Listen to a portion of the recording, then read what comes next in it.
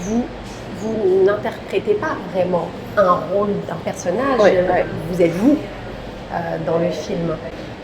C'est venu de quel endroit? C'était justement l'idée déjà de sortir d'un conflit en particulier, même si c'est un conflit brûlant aujourd'hui, comme il y en a beaucoup, et peut-être pour que cette question soit intemporelle, soit universelle, et se poser la question humaine, pourquoi la guerre? Et cette question dans le film n'est pas... Amos Gitaï a enlevé le point d'interrogation.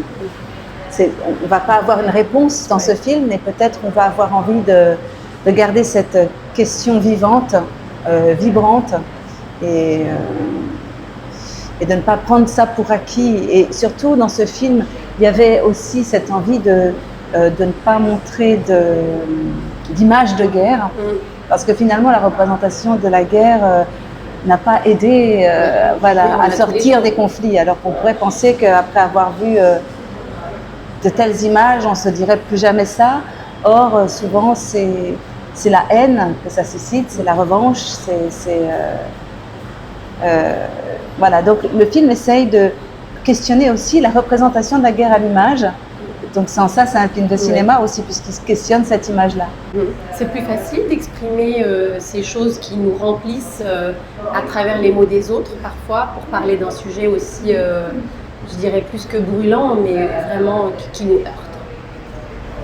Disons qu'ils aident les mots des autres, puisqu'on se rend compte, je pense qu'on pourrait regarder, même dans les siècles avant Jésus-Christ, je veux dire, depuis la nuit des temps, je pense que les gens doivent se demander pourquoi la guerre et pourquoi finalement la volonté de quelques-uns, d'une minorité, prend en otage toute une population qui doit s'engouffrer dans la guerre sans en avoir envie. Alors, dans les temps passés, c'était ce que ressentaient d'ailleurs beaucoup de femmes, comme le dit Virginia Woolf, puisqu'elle dit, excusez-nous, c'est pas nous qui faisons la guerre, mais par contre, on la porte, on en reçoit toutes les conséquences et les cicatrices.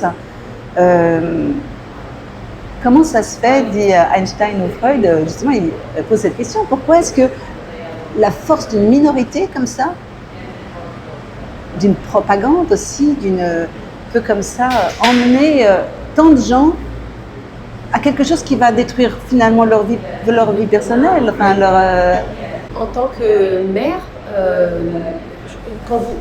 la première scène du film, vous entrez dans une chambre d'hôtel et puis vous dites, même si ce sont les mots de quelqu'un d'autre, ça pourrait très bien être les vôtres. Les premiers, oui, ce sont mes mots d'ailleurs. Oui, ce sont les vôtres. C'est ça. Vous dites que vous regardez la guerre d'un œil et de l'autre. Voilà, j'appelle mon fils au téléphone. Votre fils pour parler, qu'est-ce que tu as fait aujourd'hui? Absolument. Et c'est comme ça pour, je pense, beaucoup de gens dans l'humanité aujourd'hui. Absolument. On sait qu'il se passe ça, et puis de l'autre côté, on fait nos courses, on réfléchit au repas du soir, à ce qu'on va faire pendant les vacances. Oui, absolument. Finalement, vous pensez que ça a toujours été comme ça, ou aujourd'hui, justement, avec ce flot permanent d'informations, on a appris simplement à vivre avec et à dédramatiser le drame?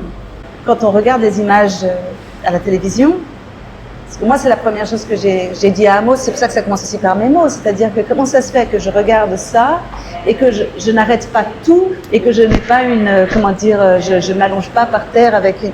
Il y a comme un accompagnement quotidien de ces images, parfois qui sont juxtaposées avec une musique de publicité, des spaghettis, un parfum, et puis de nouveau, comme si finalement la juxtaposition de ces images vont déjà faire dans le cerveau quelque chose de très très très étonnant, et surtout, je crois qu'il y a une espèce de fatalisme, ou l'impression aussi de se dire, c'est dans les mains de certains gouvernants qui nous dépassent. S'il y a cette idée que je ne peux pas agir très vite, c'est très difficile. On se regarde ces images et en même temps, on a compris qu'on ne pouvait pas agir dessus. On essaye de présenter ça comme un film de fiction avec de la musique, comme si c'était une histoire. Et ça ça fait même un peu peur, quoi, de cette façon dont on nous est présenté l'info comme une actualité, Oui. comme un moment prime time, parce que ça va, voilà, les gens vont avoir de l'action. Oui. Enfin, c'est assez terrifiant de se dire ça, en fait.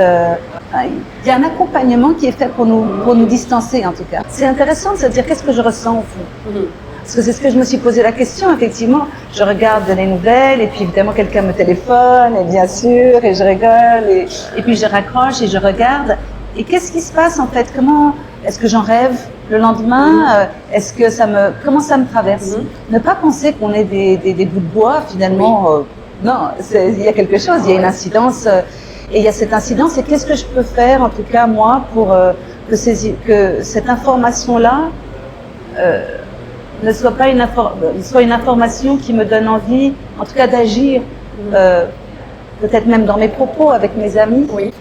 Voilà les 2 derniers films dans lesquels, en tout cas, on vous voit cette année. C'est Ouais. Why War d'Amos Guita et Rendez-vous avec Pol Pot de Reti Pan. Donc on voit dans ces 2 films l'effet sur les humains des décisions politiques de certaines personnes, toutes petites minorités.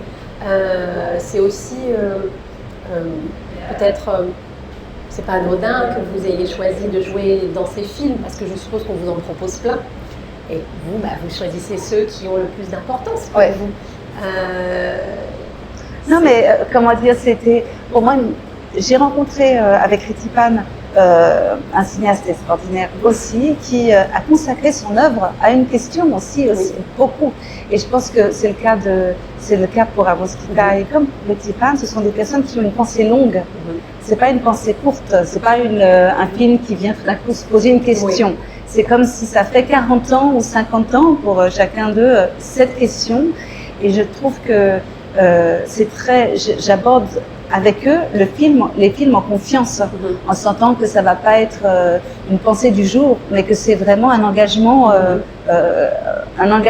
qu'ils vivent depuis longtemps dans leur vie. Et pour le film de Reti Pan, c'était aussi évidemment sur le journalisme, de nouveau, et sur la propagande et sur l'invisibilité aussi des conflits.